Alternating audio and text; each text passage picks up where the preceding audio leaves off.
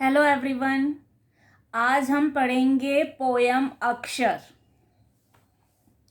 अक्षर कभी क्षर नहीं होता, इसलिए तो वह अक्षर है।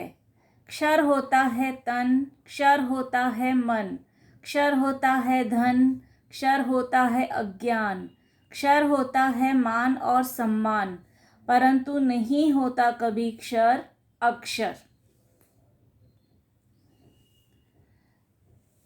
तो यहाँ पर कवि कह रहा है कि अक्षर कभी क्षर नहीं होता। अक्षर मतलब जो आप लेटर्स लिखते हो वो अक्षर होते हैं, और क्षर मतलब जो डिस्ट्रॉय नहीं हो सकता।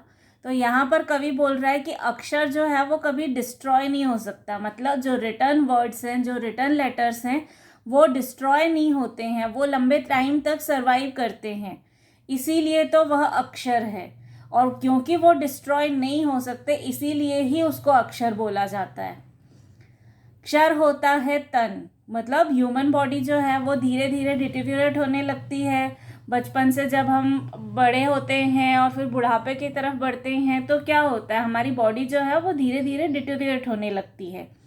क्षर होता है मन, मन जो है वो भी डिटेरियोरेट होता है। कभी हमको टेंशन होता है, कभी हमको डिप्रेशन होता है, तो कहीं ना कहीं हम मन से भी कमज़ोर होते हैं। क्षर होता है अज्ञान, जो हमारा अज्ञान होता है वो भी कम होता है। जैसे जैसे हम पढ़ते हैं लिखते हैं तो उससे जो हमारा अज्ञान है, जो हमारी नेविटी है, वो कम होने लगती है। क्षर होता है मान और सम्मान, रिस्पेक्ट जो है वो भी कम हो सकता है, परंतु नहीं होता कभी क्षर अक्षर। लेकिन लेटर्स जो हैं, जो रिटर्न वर्ड्स हैं, वो कभी भी डिस्ट्रॉय नहीं होते हैं, वो लंबे लंबे समय तक जो है वो चलते हैं। आपने अपने हिस्ट्री में पढ़ा भी होगा कि जो हमको हिस्ट्री के बारे में कहाँ से पता चलता है, जो उस टाइम का जो रिटर्न हमको लिटरेचर मिलता है उससे हमको पता चलता है कि उस टाइम पर लोग कैसे थे, कल्चर कैसा था। तो इतने सालों तक भी वो चलता आ रहा है, तो इसीलिए हम कहते हैं कि जो रिटर्न है वो डिस्ट्रॉय नहीं होता। इसलिए अक्षरों को जानो, अक्षरों को पहचानो, अक्षरों को स्पर्श करो, अक्षरों को पढ़ो, अक्षरों को लिखो, अक्षरों की आरसी में अपना चेहरा देखो, इन्हीं में छिपा है तुम्हारा नाम। तुम्हारा ग्राम और तुम्हारा काम, सृष्टि जब समाप्त हो जाएगी तब भी रह जाएगा अक्षर, क्योंकि अक्षर तो ब्रह्म है और भला ब्रह्म भी कहीं मरता है। आओ बाँचे ब्रह्म के स्वरूप को, सीख कर अक्षर।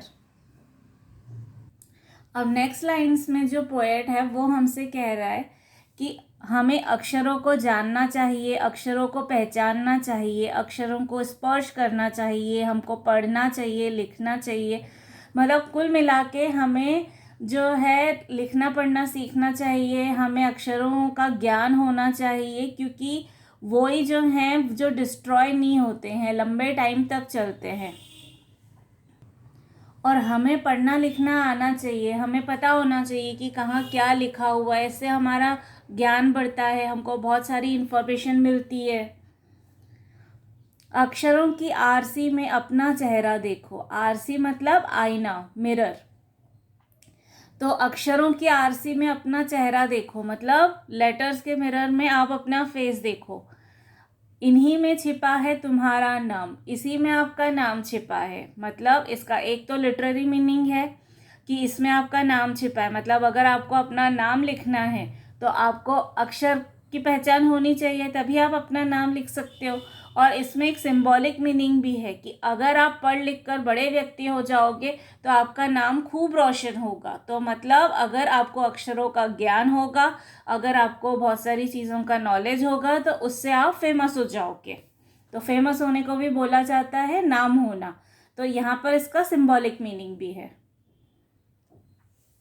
तुम्हारा ग्राम और तुम्हारा काम, अब नाम के साथ साथ आप किस प्लेस को बिलोंग करते हो वो भी अगर लिटरेरी वे में देखें तो उसका नाम जो है उसको लिखने के लिए और पढ़ने के लिए आपको अक्षरों का ज्ञान होने की ज़रूरत है, या आपका काम जो है उसकी पहचान भी आपके ज्ञान से ही होती है। आप जितने पढ़े लिखे होगे उसके अकॉर्डिंग आपकी पोस्ट होगी। अब अगर कोई कम पढ़ा लिखा है तो वो प्यून की जॉब करेगा, अगर वो ज़्यादा पढ़ा लिखा है तो वो ऑफिसर बनेगा, अगर कोई बिल्कुल पढ़ा लिखा नहीं है तो उसको कोई ऐसा काम करना पड़ेगा जिसमें उसको बहुत ज़्यादा इनकम नहीं होगी, या जिसको समाज में छोटा काम देखा जाता है। हालांकि कोई काम छोटा और बड़ा नहीं होता, लेकिन फिर भी डेजिग्नेशंस तो सबके अलग अलग होते हैं, काम भले इम्पॉर्टेंट हो।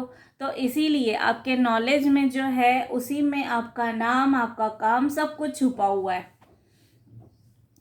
सृष्टि जब समाप्त हो जाएगी तब भी रह जाएगा अक्षर। अब कवि कह रहा है कि जब ये वर्ल्ड ख़त्म हो जाएगा, अब जैसे हमने देखा कि जो पास्ट की चीज़ें हैं वो, अब पास्ट वाले लोग तो आज है नहीं, लेकिन फिर भी हम उनके बारे में जान पाते हैं। कहाँ से जान पाते हैं? लिटरेरी सोर्सेस में। और लिटरेरी सोर्सेस में सबसे बड़ा जो इम्पोर्टेंट सोर्स है हमारा, वो होता है हमारा लिटरेचर। तो जो चीज़ें लिखी हुई हैं उससे हमको नॉलेज मिलता है, वो लंबे टाइम तक चलती है, वो डिस्ट्रॉय नहीं होती है। तो इसीलिए कवि बोल रहा है कि जब ये सृष्टि समाप्त भी हो जाएगी तब भी अक्षर रह जाएगा, जो रिटर्न स्क्रिप्ट्स हैं वो तो रह जाएंगी, क्योंकि अक्षर तो ब्रह्म है और भला ब्रह्म भी कहीं मरता है। और अक्षर का कंपैरिजन किया गया है ब्रह्म से, ब्रह्मा से, जो सृष्टि के क्रिएटर हैं। तो जो सृष्टि के क्रिएटर हैं वो थोड़ी ना कभी मरते हैं, तो इसीलिए अक्षर जो हैं वो ब्रह्म के समान है, जो कभी नहीं मरते। आओ बाँचे ब्रह्म के स्वरूप को सीख कर अक्षर। तो आओ, अब बाँचे मतलब देखें, ब्रह्म के स्वरूप को मतलब ब्रह्मा जी के स्वरूप को, ब्रह्मा जी की इमेज को। तो यहाँ पर कवि ये बोल रहा है कि अगर हम अक्षर सीख जाएंगे तो हम ब्रह्म के स्वरूप को देख सकते हैं। मतलब अगर हम इंटेलिजेंट होंगे, अगर हम वाइज होंगे, अगर हमारे पास अक्षर का ज्ञान होगा, उससे हम नई नई चीज़ें सीख पाएंगे, तो उससे हम ब्रह्मा जी के स्वरूप को देख सकते हैं।